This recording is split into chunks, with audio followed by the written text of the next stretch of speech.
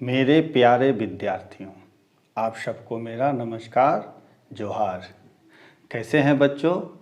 उम्मीद करता हूं कि आप सब अच्छे और स्वस्थ होंगे। आप सभी बच्चों का गोस्वामी सर क्लासेज में हार्दिक स्वागत करता हूं। बच्चों, आज हम पढ़ेंगे वर्ग 6 की सामाजिक विज्ञान की पाठ्य पुस्तक हमारा गौरव इतिहास। और आज हम लोग अध्याय 5 जीवन की विभिन्न शैलियाँ ऋग वैदिक कालीन जीवन, इस पाठ को हम लोग आज पढ़ेंगे।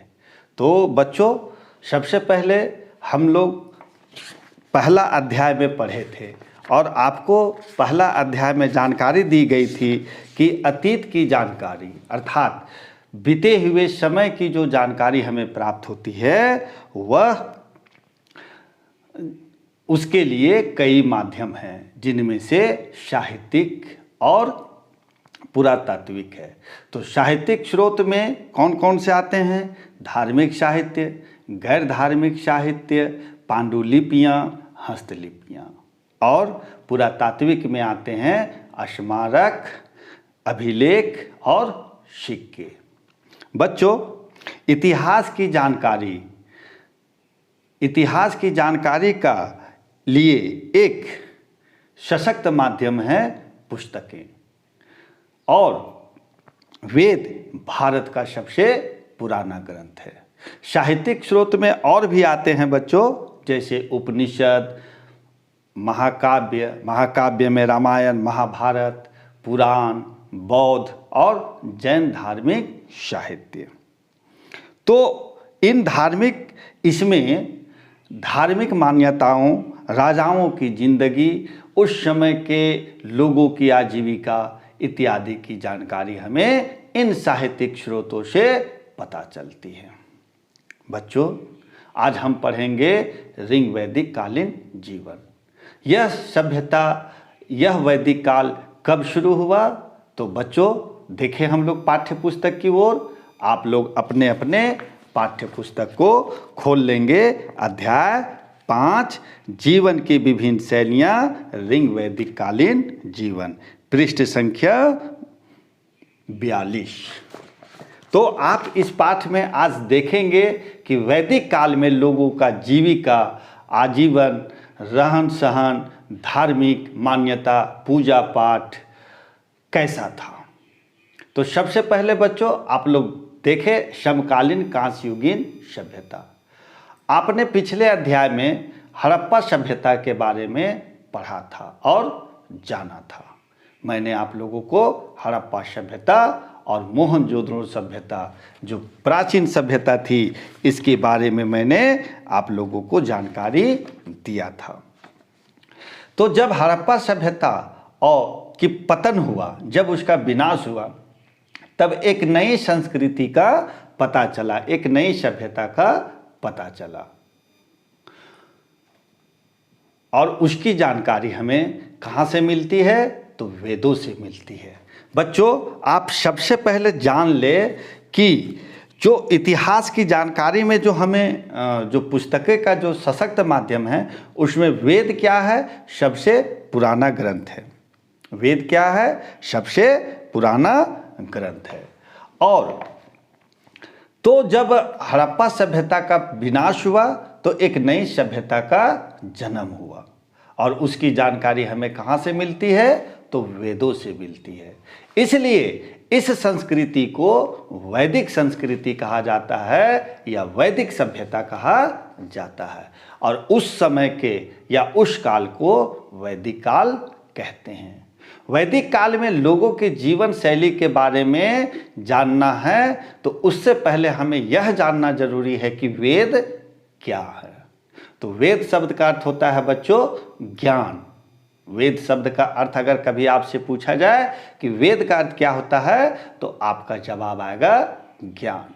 तो वेद शब्द का अर्थ होता है ज्ञान।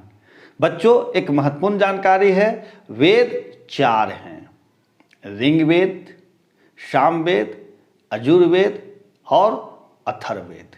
याद रखेंगे, ऋग्वेद कितने हैं? 4। वेद कितने हैं? 4। ऋग्वेद, सामवेद, यजुर्वेद और अथर्ववेद। तो बच्चों, इन वेदों से हमें तत्कालीन समाज अर्थात उस समय के समाज के लोगों के बारे में जानकारी मिलती है। साथ ही साथ हमें और क्या जानकारी मिलती है? उस समय के राजाओं की जानकारी मिलती है, धार्मिक मान्यताओं और व्यवहारों की जानकारी मिलती है, उस समय के औषधियों की जानकारी हमें प्राप्त होती है। साथ ही साथ हमें यह भी पता चलता है कि लोगों का जीवन शैली कैसा था। तो वेदों से हमें तत्कालीन समाज और लोगों के बारे में शुरुआती जानकारी मिलती है। वेदों की रचना के आधार पर वैदिक काल को 2 भागों में रखा गया है। कितने भागों में रखा गया है? 2 भागों में। कौन कौन? ऋग वैदिक काल, पूर्व वैदिक काल जिसको कहा जाता है, और दूसरा है उत्तर वैदिक काल। तो बच्चों, आज हम लोग इस अध्याय में, अध्याय 5 में आप पढ़ेंगे ऋग वैदिक कालीन जीवन। तो ऋग वैदिक काल में लोगों की विभिन्न जीवन शैलियों के बारे में जानकारी मिलती है। तो सबसे पहले हम लोग देखें कि ऋग वेद हमें क्या बताता है। ध्यान देंगे बच्चों। तो ऋग वेद सबसे पुराना वेद है। ऋग वेद क्या है? सबसे पुराना वेद है। इसकी रचना 1500 ईसा पूर्व में हुई थी। तो ऋग वेद की रचना कब हुई थी? तो 1500 ईसा पूर्व में हुई थी। ऋग वेद में 10 मंडल है। कितने मंडल है ऋग वेद में? 10 मंडल। और ऋग वेद में विभिन्न देवताओं से संबंधित 1028 प्रार्थनाएं हैं। तो ये कुछ महत्वपूर्ण बात है जिसको आपको याद रखना है। तो सबसे पहली बात क्या याद रखना है कि ऋग वेद सबसे पुराना ग्रंथ है और जिसकी रचना कब हुई थी?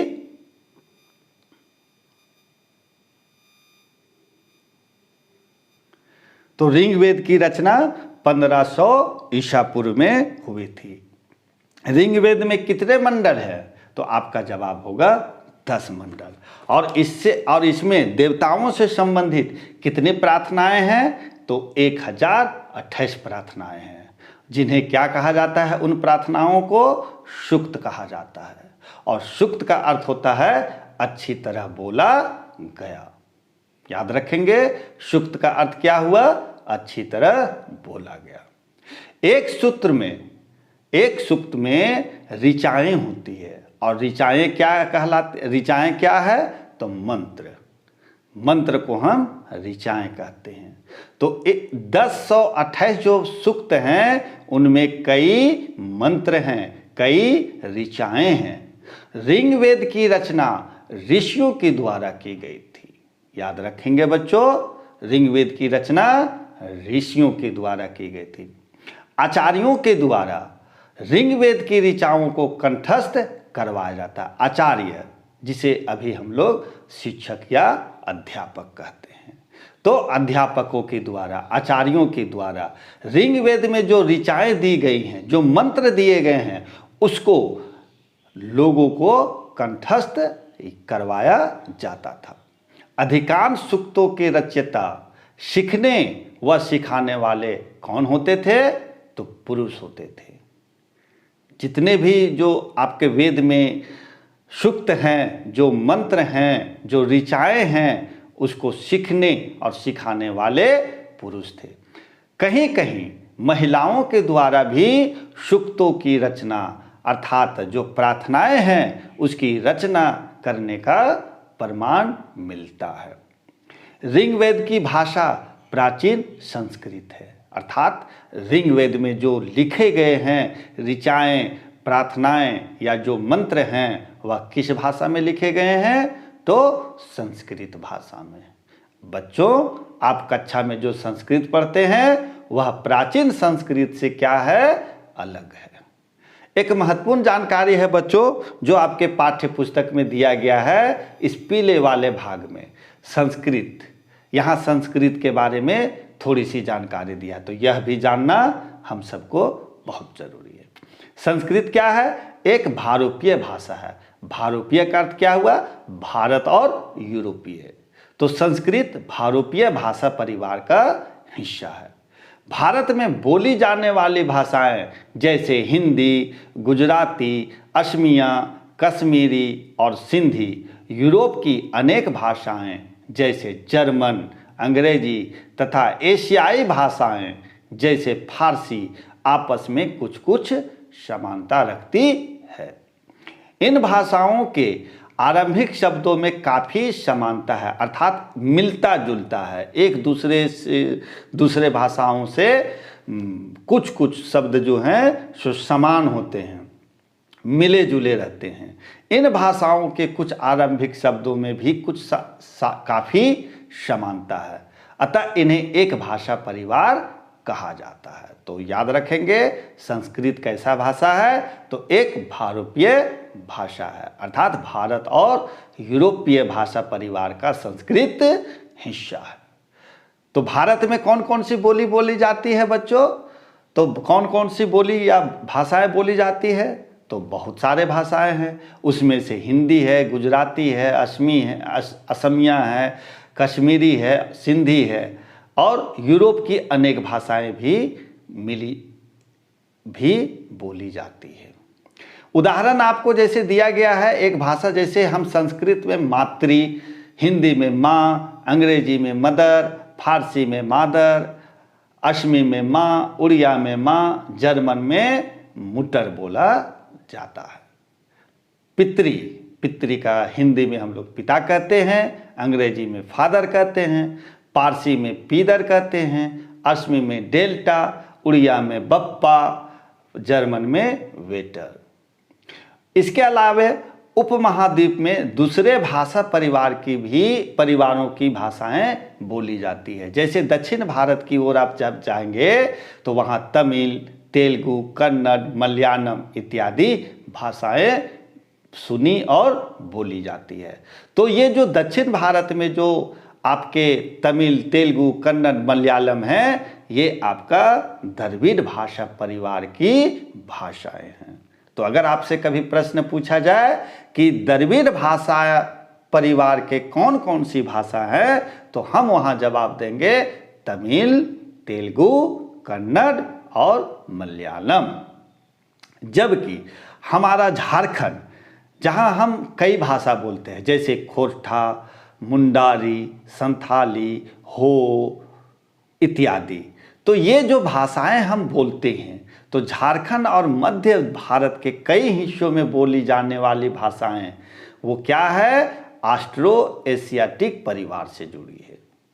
याद रखने वाली बात है बच्चों कि झारखंड की बोली और साथ ही साथ मध्य भारत के कई हिस्सों में बोली जाने वाली भाषाएं जैसे मुंडारी, संथाली, हो, उड़िया इत्यादि क्या है? ऑस्ट्रो एशियाटिक परिवार से जुड़ी हुई है। तो ये था बच्चों कुछ अन्य भाषाओं की जानकारी। तो संस्कृत क्या है? एक भारोपीय भाषा है। भारोपीय का अर्थ हुआ भारत और यूरोप भाषा का परिवार का हिस्सा। आगे देखेंगे बच्चों हम लोग। बच्चों पेज नंबर 44, आपके पाठ्य पुस्तक के पेज नंबर 44 में आप एक चित्र देख रहे हैं, चित्र 5.1। आप गौर से अगर देखें तो यह एक पांडुलिपि है। क्या है यह? पांडुलिपि है। और पांडुलिपि किसको कहा जाता है? तो जैसा कि मैंने बताया कि प्राचीन समय में आज जो किताब हम जो छपाए देखते हैं, आप जो ये किताब में जो लिखावट देख रहे हैं, जो छपाए देख रहे हैं, तो यह मशीनों द्वारा लिखा गया है। तो उस जमाने में प्राचीन समय में आज की तरह प्रिंटिंग मशीन नहीं था, इसलिए इन पुस्तकों को हाथ से लिखा जाता है, जिसे हम क्या कहते हैं? पांडुलिपि या हस्तलिपि। तो पुस्तकों को क्या प्राचीन समय में किया जाता था? हाथों से लिखा जाता था। पांडुलिपि को अंग्रेजी में मैन्यूस्क्रिप्ट कहा जाता है। क्या कहा जाता है? पांडुलिपि को अंग्रेजी में मैन्यूस्क्रिप्ट कहा जाता है। जो लैटिन शब्द मेनू से बना है। मेनू का अर्थ हुआ हाथ। ये पांडुलिपियां प्रायः ताड़पत्रों अथवा हिमालय क्षेत्र में उगने वाले भुर्ज नामक पेड़ की छाल से विशेष रूप से तैयार भोजपत्र पर लिखी जाती है। अब इतने प्राचीन समय के पांडुलिपि कुछ नष्ट हो गए हैं और कुछ आज भी सुरक्षित है। तो उन्हीं पांडुलिपियों में कश्मीर में मिली ऋग्वेदिक की पांडुलिपि का एक पन्ना आप अपने स्क्रीन पर देख रहे हैं और यह आप चित्र अपने पाठ्य पुस्तक में भी पेज नंबर 44 में देख सकते हैं। यहाँ आप देख सकते हैं। तो यह क्या है? यह पांडुलिपि है। तो यह किस समय का है? यह कहाँ मिला था? तो कश्मीर में।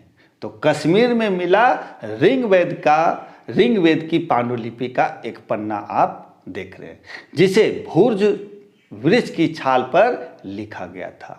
और ये भुर्ज वृक्ष की छाल कहाँ मिलती है? तो हिमालय के क्षेत्र में, जिसे भुर्ज वृक्ष की छाल पर लिखा गया था। यह पांडुलिपि पूना में महाराष्ट्र के एक पुस्तकालय में आज भी सुरक्षित है। ऋग्वेद की पहली बार छपने के लिए इस पांडुलिपि का इस्तेमाल किया गया था। तो ये आप जो चित्र देखे ये पांडुलिपि है। और पांडुलिपि किसे कहते हैं बच्चों? तो जब प्रिंटिंग मशीन नहीं था तो हाथ से लिखा जाता था। और किस में लिखा जाता था? तो भोजपत्र में। और भोजपत्र किससे तैयार किया जाता था? तो भुर्ज नामक पेड़ की छाल पर। और यह पेड़ कहाँ पाया जाता है? तो हिमालय के क्षेत्रों में। इसके अलावा पांडुलिपियां ताड़पत्रों में भी लिखे होने के प्रमाण मिलते हैं। बच्चों, हम ऋग्वेद की बात कर रहे थे। तो ऋग्वेद में कई नदियों के नामों का जिक्र है। कौन कौन सी नदियां का नाम का जिक्र है याद रखेंगे।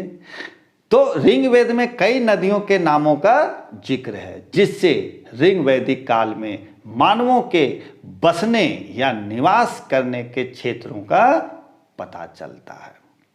इसमें सिंधु नदी सर्वाधिक महत्वपूर्ण नदी है।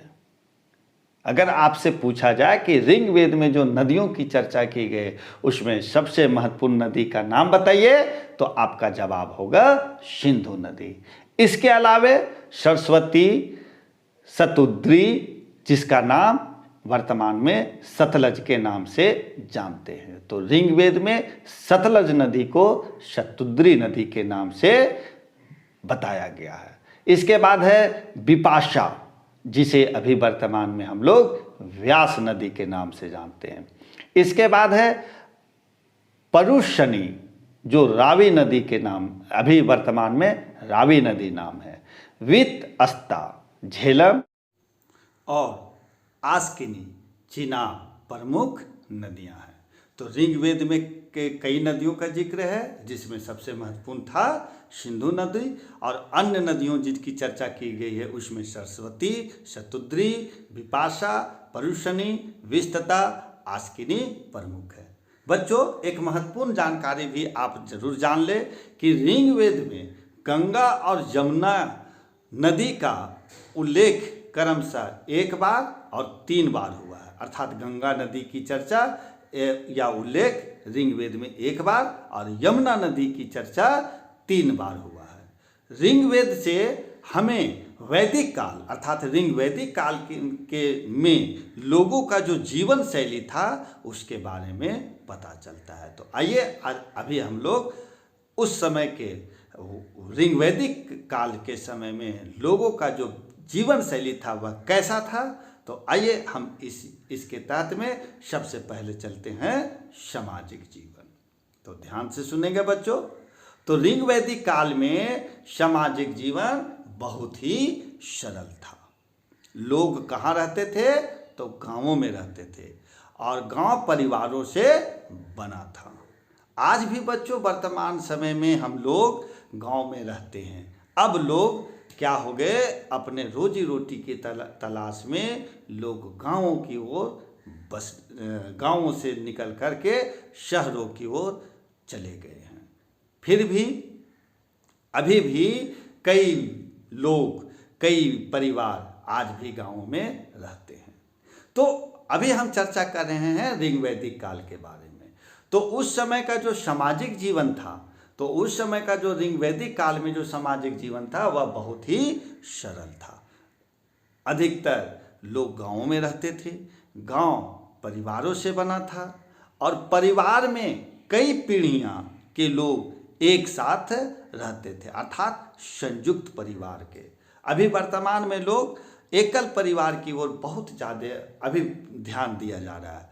और संयुक्त परिवार का अर्थ यह हुआ कि जहाँ पर चाचा चाची, भाई बहन, माता पिता, दादा दादी और उनके बेटे, चाचा चाची के बेटे, अर्थात सभी मिली जुली हम लोग जो रहते हैं वह संयुक्त परिवार है। और एकल परिवार में सिर्फ माँ पिता और उसके बच्चे। तो परिवार के कई पीढ़ियों के लोग एक साथ रहते थे, अर्थात उनके दादा के समय के लोग, उनके दादा के भाई, दादी, दादी के भाई बहन। कहने का अर्थ हुआ कि एक परिवार जो गांव में रहता था वहाँ कई पीढ़ियों के लोग साथ साथ रहते थे। परिवार पितृसत्तात्मक था, अर्थात वहाँ पुरुष प्रधान था। समाज में वर्ण व्यवस्था का प्रचलन था। आज आप देखते हैं कि समाज में विभिन्न जाति के लोग रहते हैं। उस काल में भी लोगों को विभिन्न जातियों में रखा जाता था और ऋग्वेद में इसे क्या कहा गया है, वर्ण कहा गया है। तो ऋग्वेद के 10वें मंडल को पुरुष सूक्त में 4 वर्णों की जानकारी दी गई है। इससे पहले भी बच्चों मैंने आपको वर्णों की जानकारी आरंभिक समाज जब हम लोग पढ़ रहे थे अध्याय 2, तो उस समय भी मैंने आप लोगों को जानकारी दिया था। वर्ण व्यवस्था के बारे में आप लोगों को हमने बतलाया था जब हम पिछला अध्याय पढ़ रहे थे। तो ऋग्वेद के 10वें मंडल में के पुरुष सूक्त में 4 वर्णों का वर्णन है। इसमें ब्राह्मण को सबसे ऊपर और शूद्र को सबसे नीचे रखा गया है। बीच में क्षत्रिय और वैश्य का स्थान है।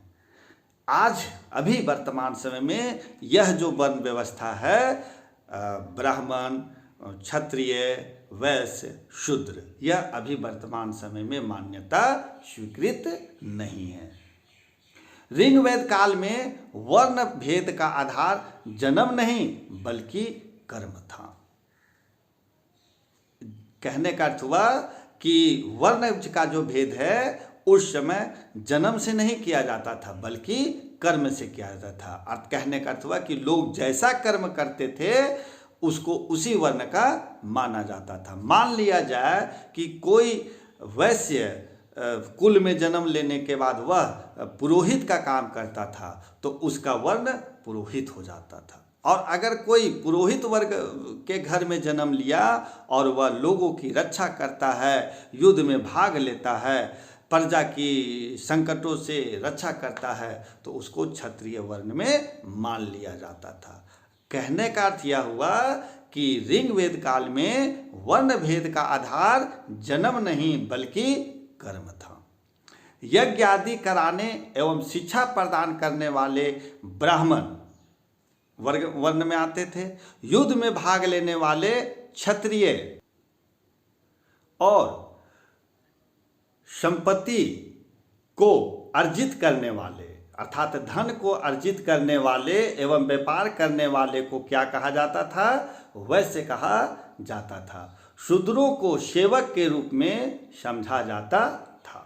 कालांतर में अर्थात कुछ समय के बाद वर्ण विभाजन का आधार क्या हो गया, जन्म हो गया। पहले क्या था, वर्ण का आधार जन्म नहीं था बल्कि कर्म था। लेकिन कुछ ऋग्वैदिक काल के बाद का जो समय आया तो वर्ण विभाजन का आधार क्या हो गया? जन्म हो गया, जो आपको अगला अध्याय में, आगे की अध्याय में आपको जानकारी दी जाएंगी। अर्थात कि अब जो पुरोहित के यहाँ जन्म लेने लगा वह ब्राह्मण हो गया, क्षत्रिय यहाँ जो जन्म लिया वह क्षत्रिय। कहने मतलब अब जन्म का आधार हो गया, अब उसका कर्म नहीं रहा। समाज में महिलाओं को महत्वपूर्ण स्थान प्राप्त था। उस समय ऋग्वैदिक काल में समाज में महिलाओं का स्थान क्या था? बहुत ही महत्वपूर्ण था। उन्हें स्वतंत्रता दी गई थी, क्या? शिक्षा प्राप्त करने की, अपने पसंद के जीवन साथी चुनने आदि का अधिकार था। महिलाएं मंत्रों का पाठ भी कर सकती थी और यज्ञ हवन भी करवा सकती थी। कुछ महिलाओं ने घोषा, लोपा, मुद्रा आदि, याद रखेंगे, घोषा, लोपा, मुद्रा, ये कुछ ऋग्वेद के सूक्त हैं या मंत्र हैं जिसकी रचना महिलाओं ने की थी। तो घोषा, लोपा, मुद्रा आदि मंत्र आदि स्त्रियों ने ऋग्वेद के कुछ मंत्रों की रचना की थी। तो ये कुछ महिलाओं के नाम थे। हम आपसे क्षमा चाहते हैं भूलवश। ये घोषा, लोपा, मुद्रा क्या है? ये आदि स्त्रियों के नाम है। ये क्या है? इन्होंने ऋग्वेद में कुछ मंत्रों की रचना की थी। तो आप याद रखेंगे कौन कौन सी स्त्रियां थी? घोषा, लोपा, मुद्रा, ये ऋग्वेद में कुछ मंत्रों की रचना की थी। उस समय सामाजिक जीवन में बाल विवाह, सती प्रथा तथा पर्दा प्रथा आदि का प्रचलन नहीं था। शिक्षा गुरुकुल पद्धति पर आधारित थी, जहां पर सामान्यतः मौखिक शिक्षा दी जाती थी। बच्चों, उस समय लोगों का जो मुख्य भोजन था वह जौ और गेहूं। तो यव जिसे अभी हम लोग जौ के नाम से जानते हैं, तो यव और गेहूं लोगों का मुख्य भोजन था। भोजन में दूध, दही, घी आदि का विशेष महत्व था। मिठास के लिए मधु का प्रयोग होता था। कुछ लोग उस समय भी मांसाहारी भोजन का भी प्रयोग करते थे। आज भी हम लोग क्या है, शाकाहार के साथ साथ मांसाहार भोजन भी करते हैं। तो ऋग्वैदिक काल में लोगों का मुख्य भोजन गेहूं और जौ था। साथ ही साथ भोजन में और क्या था? दूध, दही, घी का भी महत्व था। मधु का भी प्रयोग किया जाता था और कुछ लोग मांसाहारी भोजन का भी प्रयोग करते थे। तो ये था बच्चों ऋग्वैदिक काल के सामाजिक जीवन की शैली बारे में। तो आज हम यहीं तक, फिर हम अगले दिन जब आएंगे तो आजीविका के बारे में और शासन प्रशासन व्यवस्था के बारे में आप लोगों को जानकारी देंगे। तो आज हम यहीं तक, फिर हम अगले दिन आपसे मुलाकात करते हैं और ऋग्वैदिक काल के भाग 2 में अगले पाठ आजीविका, शासन प्रशासन, कांस्युगीन सभ्यता के बारे में जानेंगे और पढ़ेंगे। तब तक के लिए बच्चों आप सबका बहुत बहुत धन्यवाद, बहुत बहुत आभार।